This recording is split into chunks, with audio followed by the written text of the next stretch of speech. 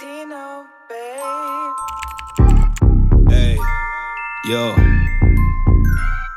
check, yo, hey, Keys Cartel. yo, check.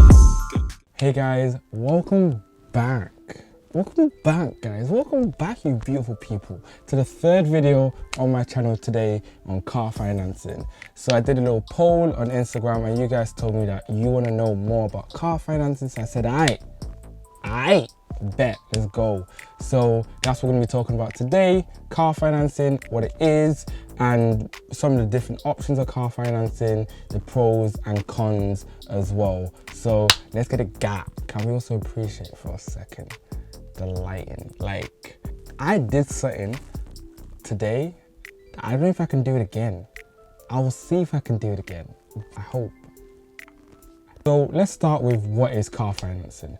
Car financing is a form of credit which allows you to spread most, if not all, of the cost of your car over 12, 24, 36, even 48 months. So instead of you buying your car for £5,000 in cash today, you'd get your car today, but you spread that £5,000 over 2, 3, 4 years. So there's three main types of car financing I'm going to talk about today, and that is HP, hire purchase, PCP, and car loans. Now they all have their own pros and cons, and that's what we're going to talk about in today's video. So let's get started. Number one, HP hire purchase. Now, hire purchases are a very common way of financing a car. That's basically where you put down a deposit, which is taken away from the purchase price of the car, and then you pay the remaining balance over an agreed term, which can be 1 year, 2 year, 3 year, so on. So instead of you trying to save up for 2 years while catching a bus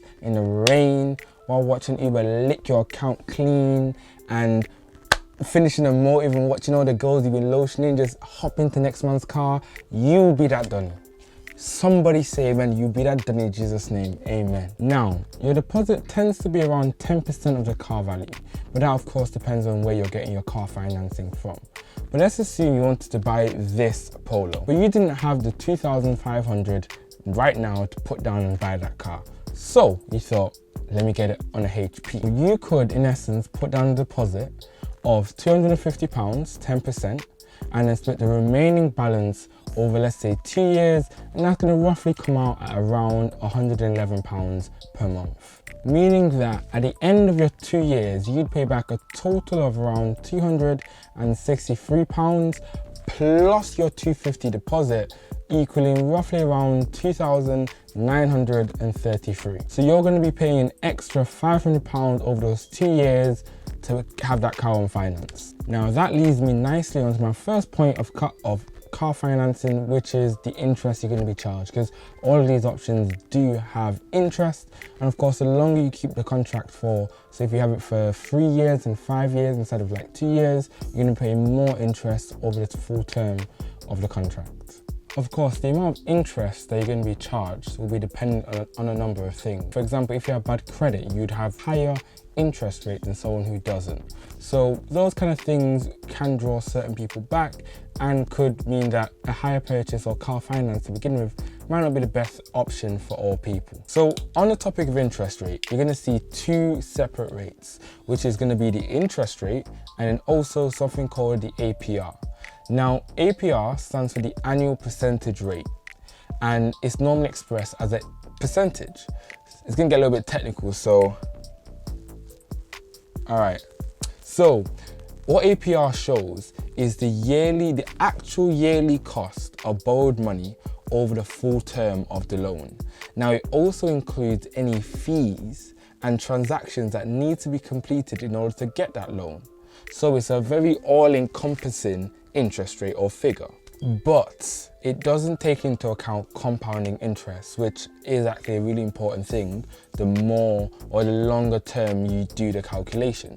So you can use the APRC to compare different products which have, let's say, different interest rates, but one product might have a very low interest rate but a lot of other fees that you have to pay, while another one would have, let's say, the average interest rate but there isn't that many fees. Now secondly, you have now taken out with this car a loan, and that loan is secured against the car. meaning that if you don't make your monthly repayments or if you miss too many payments, they can now take that car away from you because the loan is tied to the car. If you don't keep up with your loan payments, they can take away the car because it's their car, because you don't technically own it. So worst case scenario, if you do take out this car financing and you can't afford it, you get a bunch of missed payments, you probably have a default, and then you still lose the car. So they can really penalize you if you do kind of miss a lot of payments. So bear that in mind and make sure that before you take this out, it's something that is definitely affordable for you to do.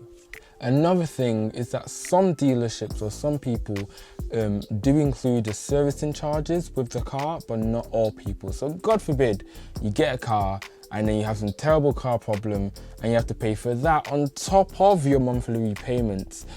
Again, that can very quickly become a very dark or bitter situation to be in. But you do have the option to return the car early or before the contract has come to an end, but that is subject to some T's and C's, which normally states, I think regulation says that you have to have paid at least half the value of the car before you can return it. And if you haven't paid half, you have to kind of top that up. And if you paid more than half, you don't get your money back. You just kind of put the car back and keep it stepping. Now, PCP stands for Personal Contract Purchase. And how this works is that you put down most likely a non-refundable deposit towards the value of the car, and then you borrow some of the remaining value of that car. So not all of the value, but only a proportion of it. So for example, you can put down, let's say 10 to 25%, but let's say 10%, and then you borrow 50% of the car value. So you only own technically around 60% of that car, or you've only taken out credit on 60% of that car. And then there is that 40% of the car that you don't actually own during the term of the PCP. Now, at the end of the PCP contract, you then get the option to make a balloon payment. And that is the remaining 40% that you don't currently own, you basically putting down the money to buy that half, and then you now own the car outright. You don't always have to make the balloon payment. It is an optional payment. So you can either make the payment, you could swap your car for a brand new car, or you can just walk away from the dealership and then leave it there. However, with a PCP, you do have a few conditions to meet. You have a set mileage, which just basically means how many miles you can cover over a period of time. That can be 10,000 miles, 20,000 miles, and you'd also need to keep the car in the same or very similar condition to how you met it, which is different to a hire purchase, which gives you a little bit more freedom because you are buying the car outright eventually at the end of the contract. Now, something I did find quite interesting when I was looking for a like for like Polo, like the first one I used, is I couldn't actually find many for roughly around the 2,500 mark. And I noticed that most PCPs tend to be for kind of newer, more expensive cars. So if that is your preference, then maybe a PCP might be more beneficial or might be more for you. But if you're not looking to spend a lot of money and you don't really care about a brand new car, then it might not be something that you're looking for, because they do tend to be on more expensive cars. So the cheapest Polo I could actually find was on the market for around £10,300. And how that worked is that you'd pay £1,000 deposit up front, and then you pay around £253 a month over the course of 24 months. Now, over those 2 years, you'd have paid back a total of around £6,072, and then there was a balloon payment of £4,500. So including the balloon payments and your monthly payment, you would pay a total of around £11,572, and that includes £1,200 in interest. So for comparison, that same car as a HP would have a deposit of £1,000. The monthly payments would actually be £424 instead of the £253, so it'll be more expensive. So over the 2 years, you'd pay back a total of £10,173, plus your £1,000 deposit, meaning you'd pay back a total of 11,173. So you actually get to save £400 just by doing HP instead of a PCP, and that is due to the higher monthly payments that you're going to be making, therefore reducing the amount of interest you're going to be charged because you're reducing the amount that you owe. However, that is assuming that you make the balloon payment at the end of the PCP. Like I mentioned, you can just walk away from the car. That means you'd only pay 6,000 in your monthly repayments plus your £1,000 deposit, meaning a total payment of 7,000 instead of the 11,000 you'd be paying if you were to actually try and own that car as part of a HP. However, same as the HP, because you are going to be charged interest on this, it would be depending on what interest rate you're given, and also the loan is secured against the car as well, meaning that if you do miss the payments, again, missed payments, defaults, you lose the car, the whole lot. However, you can get out of the contract, but again, that is still subject to the same terms and conditions like I mentioned earlier, so make sure you read the fine print before you sign. Now, the last one I'm going to talk about is a car loan. Now, this is where you go to the bank and actually just take a loan for the value of the car and then use that to put that down and buy the car in cash. Now, what this does, which is slightly different to the HP and the PCP, is that firstly, it means that there isn't any mileage allowance, so you can drive your car as much as you want. So that's different to the PCP where you have a limit on how many miles you can drive in a year. Also means you have no limitation in regards to customization because you own that car outright from the onset. It's not that you own a part of it or that you have to finish the term before you own the car. You can start changing that car as much as you like right from you get in, basically. Depending on how you get the loan, it wouldn't actually be secured against the car. So if you do miss payments, yes, you will get missed payments. Yes, you will probably still get defaults and CCJs if you go down that route, but at least they won't take your car, which is, I guess, is certain in it. You'd be broking your Mercedes or broking your Polo. And it also does open your market because that means you can now get any car on the open market instead of trying to find a car which has a HP dealer or has a PCP plan in place. So it does kind of give you a lot more options in terms of what cars you can buy. Like I mentioned, the PCPs tend to be for more expensive cars.